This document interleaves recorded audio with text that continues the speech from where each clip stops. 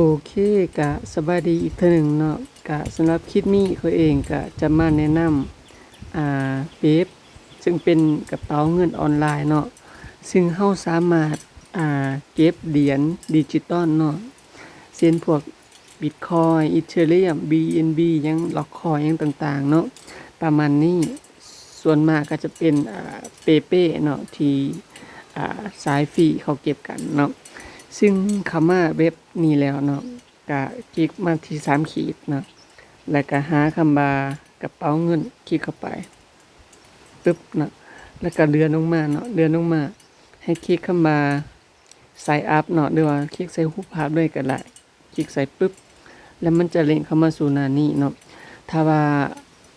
คลิกปึ๊บเนาะมันจะให้เรากรอกข้อมูลเป็น Gmail ชื่อหยังต่างๆเนาะก็กรอกเข้าไปเนาะเพราะว่าเราต้องได้ลงทะเบียนถ้าว่าไผที่ลงทะเบียนแล้วก็สามารถนำใช้ได้ปกติเนาะถ้าว่าไผที่บ่ทันได้สมัครก็สมัครเรียบร้อยเนาะคือข้อยก็ได้สมัครเรียบร้อยเนาะหน้าตาของเว็บไซต์ก็ประมาณนี้เนาะอันนี้จะเป็นหน้าตาทำอิฐคือก็เราสามารถคลิกใส่ไอคอนเนาะไอคอนคนและสามารถคลิกใส่ Dashboard เนาะ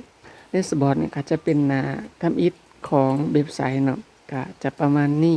และเราสามารถเบิ่งรายละเอียดต่างๆหรือว่าการนำใช้อยู่ในเว็บตัวนี้เนาะ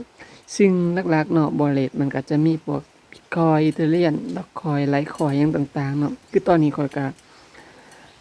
ใส่กระเป๋าตัวนี้ในการเก็บเหรียญฟรีเนาะซึ่งจะเป็นการเคลมฟรีเนาะที่ว่ามันเฮากดเคลมปึ๊บแล้วก็ส่งเข้ามาในกระเป๋าตัวนี้โดยตรงเนาะก็สามารถส่งจาก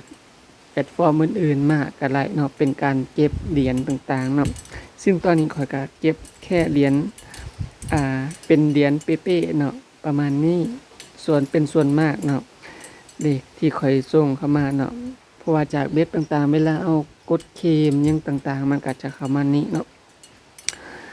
สำหรับเว็บนี้ก็บ่มีหยังหลายเนาะเป็นกระเป๋าเงินออนไลน์นี่ถ้าว่าเราอยากเข้ามาหาเนาะเข้ามาหาลิงก์ Affiliate เนาะก็คือเป็น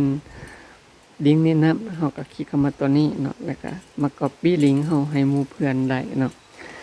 ประมาณนี้คือตอนนี้ก็มี2คนเนาะที่สมัครประมาณนี้ถ้าว่าเรามีเหรียญที่เราอยากสวิปเหรียญไปจาก Bitcoin เป็น Ethereum หยังก็ได้ประมาณนี้เนาะโอเคสำหรับคลิปนี้ก็เบิดเพียงเท่านี้เนาะพบกันกับวิดีโอหน้าเพราะว่าข้อยจะมาสอน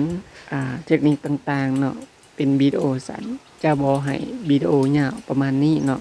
ฝากกดไลค์กดติดตามเนาะก็ขอบใจ